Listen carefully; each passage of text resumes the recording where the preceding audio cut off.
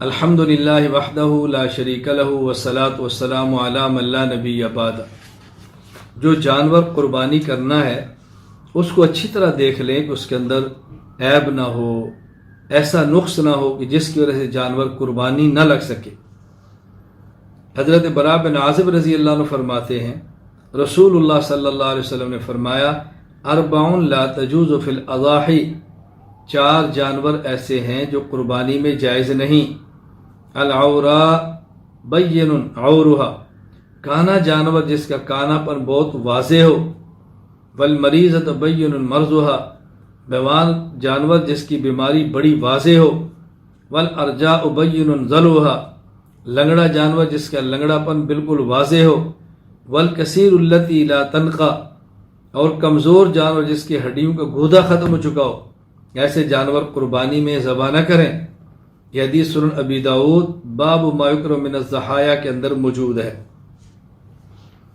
اس لیے یہ بات اچھی طرح ذہن نشین فرما لیں، اگر جانور کے اکثر دانت ٹوٹے ہوئے ہوں کہ چارہ بھی نہ کھا سکتا ہو تو اس کی قربانی جائز نہیں۔ ہاں اگر چارہ کھا سکتا ہو تو قربانی جائز ہے۔ رد المختار فتاوی شامیہ کتاب الاضحیہ۔ اگر جانور کا کان کٹا ہو، حضرت علی بن ابی طالب رضی اللہ عنہ فرماتے ہیں امرنا رسول اللہ صلی اللہ علیہ وسلم ان نستشرف العین والاذن والا نضحی بمقابلۃ ولا مدابرۃ ولا شرقاء ولا خرقاء۔ ہمیں اللہ کے نبی صلی اللہ علیہ وسلم نے حکم دیا ہم اچھی طرح جانور کی آنکھ، جانور کے کان کو دیکھ لیں تاکہ اس میں کوئی نقص نہ ہو، اور آپ صلی اللہ علیہ وسلم نے ہمیں حکم دیا ہم ایسا جانور ذبح نہ کریں جس کا کان آگے سے کٹا ہو، کان پیچھے سے کٹا ہو، یا اس کے اندر سوراخ ہو، یا کان پھٹا ہوا ہو، ایسا نہ ہو۔ اس کا بہت زیادہ خیال کرنا چاہیے۔ سنن ترمذی باب ما یکرہ من الاضاحی کے اندر یہ حدیث موجود ہے۔ اب کان کتنا کٹا ہو تو قربانی جائز نہیں ہوتی۔ علامہ محمد امین بن عمر ابن عابدین شامی، وفات 1252 ہجری، وہ فتاوی شامیہ رد المختار علی الدر المختار کتاب الاضحیہ میں فرماتے ہیں جس جانور کی پیدائشی طور پر ایک یا دونوں کان نہ ہوں، یا کان کا تیسرا یا اس سے زیادہ حصہ کٹا یا چرا ہو تو اس کی قربانی جائز نہیں۔ ہاں اگر تیسرے حصے سے کم حصہ کٹا ہو تو اس کی قربانی جائز ہے۔ اگر کسی کا سینگ ٹوٹا ہو، حضرت جوحیہ بن عدی فرماتے ہیں اتا رجل علی فسالوا عن المکسورۃ القرن فقال لا يضرک۔ سنن طحاوی باب العیوب التی لا يجوز الہدایا والضحایا۔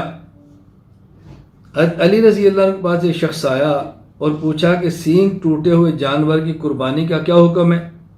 آپ نے فرمایا تیرے لیے مضر نہیں، یعنی ایسے جانور کو قربانی دے سکتے ہو۔